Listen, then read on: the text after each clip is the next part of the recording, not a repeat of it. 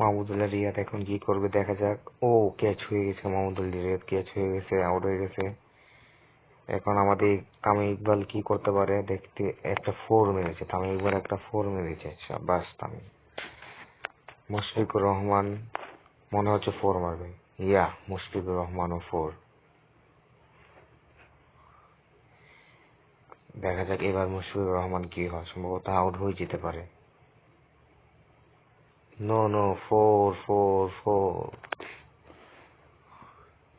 এবার ইকবাল কি করে দেখি আমরা। ও ইকবালও ফোর। চারের উপর চার। আবার ইকবাল। ও আবার ফোর। ইকবাল 3 বলে 12 রান করেছে এবং মুশফিকুর রহমান 5 বলে 10 রান। দেখা যাক মুশফিকুর রহমান কি করে। ক্যাচ। ও ভেরি সেট। সাকিব আল হাসান নেমেছে, অলরাউন্ডার, বিশ্ব অলরাউন্ডার সাকিব আল হাসান প্রথম স্ট্রাইকে ফোর।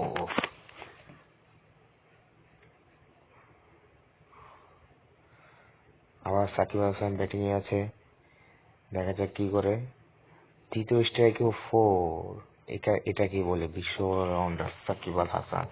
দুই বন্ধু জুটি একসাথে চলতেছে, দেখা যাক এবার কি হয়। ও হ্যাটট্রিক, 3টা ফোর করেছে একসাথে, 3টা ফোর। দেখা যাক একবার তামিম ইকবাল কি করতে পারে আমাদের। তামিম ইকবালও ফোর। এটা কি বলে বাংলাদেশ। 49 রানের টার্গেট দিয়েছে বাংলাদেশ, 49 রানের টার্গেট দিয়েছে। বোলিং এ আসছে তানজিম। প্রথম বলে ছক্কা খেয়ে ফেলেছে 104 মিটারে, সো সেট। আবার তানজিম, আবার একটা চার খেয়ে ফেলেছে। ওয়েস্ট ইন্ডিজের খেলা তো দারুণ হচ্ছে, ছক্কা চার ছাড়া তারা কিছুই মারতেছে না। ও ব্যাক সাইডে ওরা চার মারছে। তানজিম সাকিব।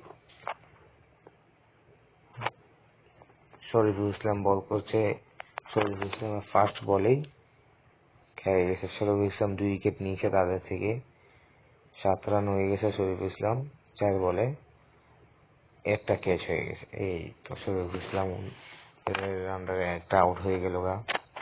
এখন দেখা যাক শরীফুল ইসলাম আবার।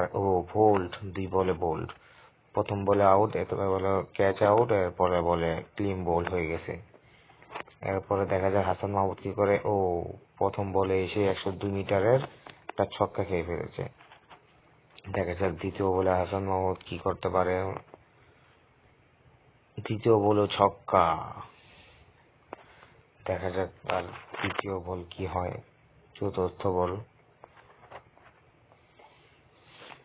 চতুর্থ বলেও ছক্কা, 100 মিটারের রকেটের মতন উপরেই চলছে, নিচে নামার খবর নেই।